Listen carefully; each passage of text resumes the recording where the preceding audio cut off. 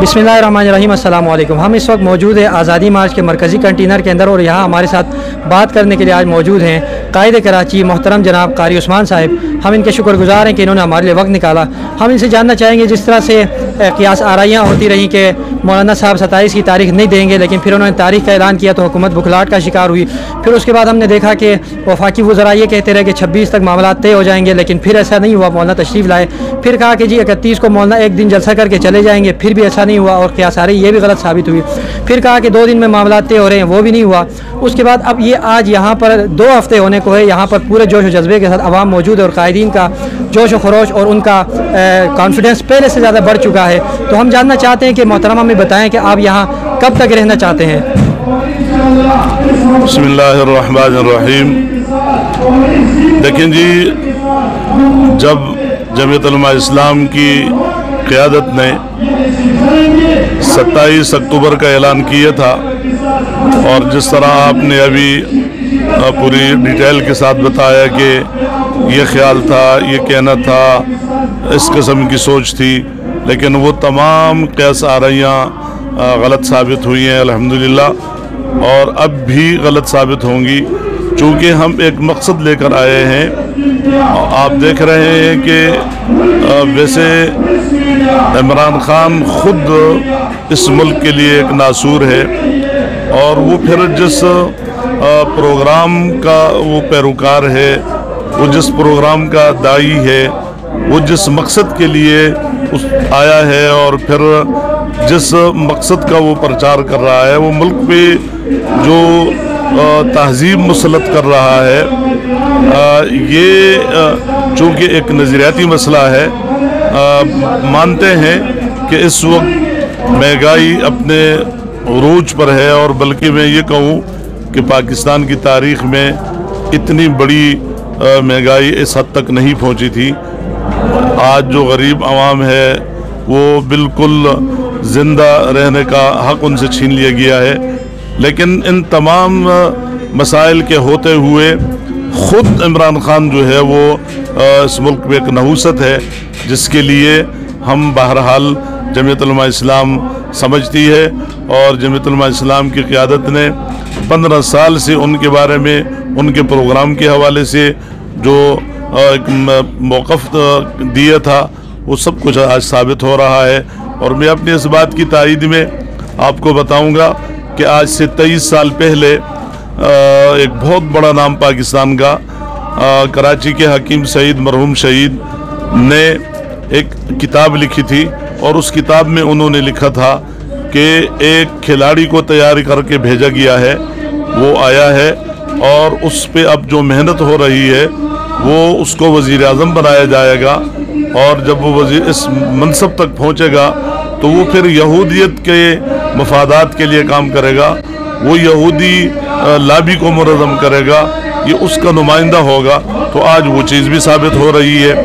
फिर आपने ये भी देखा कि कल की तारीख़ में यहाँ पे 2 बड़े मसाइल, एक तो 9 अक्टूबर जो है, 9 नवंबर की तारीख़ जो है वो अल्लामा इकबाल के यौम वलादत का ही या यौम वफ़ात थी, बहरहाल उनके तारीख़ एक वो, और दूसरा फिर ये है कि भारत ने कल ही की तारीख़ में भारतीय सुप्रीम कोर्ट ने जो इतना बड़ा जालिमाना और मुतासिबाना फ़ैसला किया है बाबरी मस्जिद के हवाले से, और इन हालात में इमरान खान ने जाकर करतारपुर का रास्ता खोला है, उसका इफ्तिताह किया है, जिसकी ऑफिशियल तरीके से भारतीय वज़ीर आज़म मोदी ने उसका खैर मक़दम किया है, उनका शुक्रिया अदा किया है, खुशी का इजहार किया है। अब इन तमाम और फिर उसके साथ साथ आप देखें कि 3 महीने हो रहे हैं कि कश्मीरियों की पर अरसा आयात तंग किया हुआ है, मकबूजा कश्मीर की वो हैसियत ख़त्म कर दी गई है। इस वक्त वहाँ जो कैफियत है, मुसलमान जो हैं उस जिस कर्ब का शिकार हैं, इन हालात में जाकर ये अमल करना, तो ये एक ऐसे मसाइल हैं कि जमीयत उलमा इस्लाम समझती है कि ये शख्स जो है ये इस मुल्क के लिए बहुत ही तबाहकुन है, मुल्क की नज़रियाती تشخص کو یہ مٹا رہا ہے، لہذا ہم اس وقت تک اب یہ تحریک ہے ہماری تحریک، جب ہم نے اس کا آغاز کر دیا ہے، یہ تحریک اس وقت تک جاری رہے گی جب تک اس ملک سے اس نحوست کا خاتمہ نہیں کیا گیا۔ جہاں تک ہمارے آزادی مارچ کا تعلق ہے تو ہم بڑے اطمینان کے ساتھ بیٹھے ہیں، اور اب تو یہ ہمارا پہلا مرحلہ ہے، یعنی آزادی مارچ کا یہ پلان اے ہے، اور اس میں الحمدللہ ہم کامیاب ہیں۔ ہم یہاں پہنچنے کی یہاں پہنچنا تھا، یہاں آ کر ہم جس بڑی تعداد میں بیٹھے ہیں،